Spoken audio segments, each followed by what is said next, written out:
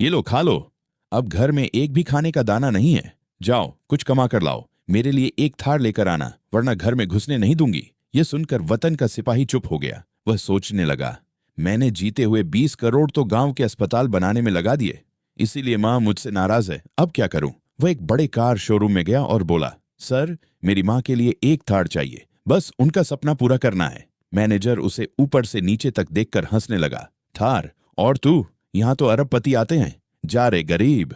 वतन का सिपाही शांत लेकिन आत्मविश्वास से बोला, याद रखना साहब, एक दिन मैं तुम्हारा पूरा शोरूम खरीद लूंगा और तुम्हारे सामने खड़ा होकर कहूंगा, अब देख अपनी औकात। तभी टीवी पर ब्रेकिंग न्यूज चलती है। मंगलू बाबा का खतरनाक तिरिया एलियन, जो भी इसे हरा देगा उसे मिलेंगे पूरे 10 करोड़ रुपए का इनाम। वतन का सिपाही की आंखों में उम्मीद चमक उठी। यही मौका है मां के सपनों को पूरा करने का। भीड़ में आवाज गूंजी, क्या कोई है जो इस तिरिया एलियन को हरा सके?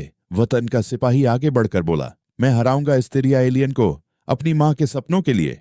अनाउंसर चिल्लाया, आज का मुकाबला है वतन का सिपाही बनाम तिरिया एलियन। जबरदस्त मुकाबला शुरू हुआ। तिरिया एलियन बहुत ताकतवर था, लेकिन वतन का सिपाही हिम्मत, साहस और अपने इरादे से लड़ता रहा। कई चोटें लगने के बाद भी वह रुका नहीं। आखिर एक जोरदार वार के साथ तिरिया एलियन जमीन पर गिर गया। पूरा स्टेडियम तालियों से गूंज उठा। अनाउंसर ने घोषणा की, इस मुकाबले का विजेता है वतन का सिपाही और इन्होंने जीत लिए पूरे 10 करोड़ रुपए। वतन का सिपाही सीधे शोरूम पहुंचा। मैनेजर, ये लो पैसे, अब ये शोरूम मेरा है। मैनेजर हैरान रह गया। फिर वह घर लौटा। मां के हाथ में थार की चाबी रखते हुए बोला, ले मां तेरी थार, अब मुझे निकम्मा मत कहना। मां की आंखों में आंसू आ गए।